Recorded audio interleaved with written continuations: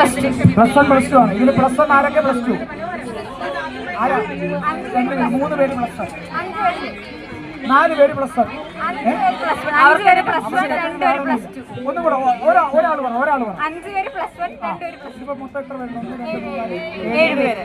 7 പേരിൽ 5 പേര് plus one, 2 പേര് പ്ലസ് ടു. അപ്പൊ ഈ 2 പേര് അടുത്ത കൊല്ലം പോകുമ്പോ ശരിക്കും മിസ് ചെയ്യും. അപ്പൊ ആ ടീമിലേക്ക് ഒരാൾ വേണമല്ലോ, എന്തായാലും വേണം. അപ്പൊ പുതിയ 2 മത്സ്യകന്യകമാര് വരും. അതുപോലെ മത്സ്യകന്യക ആയിരിക്കത്തില്ല, വേറെ പുതിയ ഐറ്റം കൊണ്ട് വരും. ഇതാരാ ചിട്ടപ്പെടുത്തിയത്? ജോമറ്ററക്കൻ ഞങ്ങളുടെ സാറാണ്. ആണോ? ഇവിടെ ഉണ്ടോ? ഇവിടെ ഉണ്ട്. എന്തോ സാറുണ്ടോ? നേരത്തെ പച്ചപ്പോടെ നിന്ന മനുഷ്യനാണോ? അതെ. പുള്ളി ഇവിടെ ഉണ്ടായിരുന്നു. അപ്പം പുള്ളിയുടെ ഐഡിയ ആണ് ഇതല്ലേ? ഈ കോസ്റ്റ്യൂമിന് മൊത്തം എത്ര ആയി കാണും? കോസ്റ്റ്യൂമിന് ഒരാൾക്ക് മാത്രം ചെലങ്ക ഉൾപ്പെടെ 20,000 ആയിട്ടുണ്ട്. 20,000 ഒരാൾക്കാണേ പറയുന്നത്. 7 പേരാ. നല്ലൊരു എമൗണ്ട് പൊട്ടിയിട്ടുണ്ട്. ഇതും കൊണ്ടപ്പം നടക്കുമ്പോ ഒരു പ്രൊട്ടക്ഷനോടെ നടക്കണം. അതെ. പ്രശ്നമാണ് മത്സ്യകന്യ. ഒന്നാമത്തെ കാര്യം മത്സ്യകന്യാണ്. അതിന്റെ പോലെ ഈ കോസ്റ്റ്യൂമിന് ഒരാൾക്ക് 20,000 രൂപ ചെലവാണ്.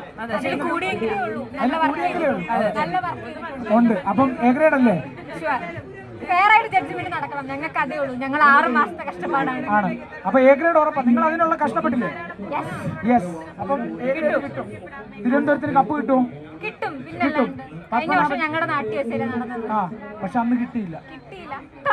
കിട്ടട്ടെ, ഫെയറായിട്ട് നടക്കട്ടെ. അപ്പൊ ഇത്തവണ കിട്ടും. ശക്തന്റെ പിള്ളേരുടെ കയ്യിൽ നിന്നും പപ്പനാവിന്റെ പിള്ളേർ കൊണ്ടുപോകും. അതാണ് പറയുന്നത്. ബെറ്റാണോ? ഞാൻ കോഴിക്കോടാ. എന്നേലും കാണാം. ഞാൻ സെക്കൻഡ് കോഴിക്കോടാ. ഞങ്ങൾ കോഴിക്കോടാ. രണ്ടാമത് പത്തനംതിട്ട. കുഴപ്പമില്ല, പത്തനംതിട്ടയും മത്സ്യകന്യകമാര് സീനാണ്. അപ്പൊ പേര്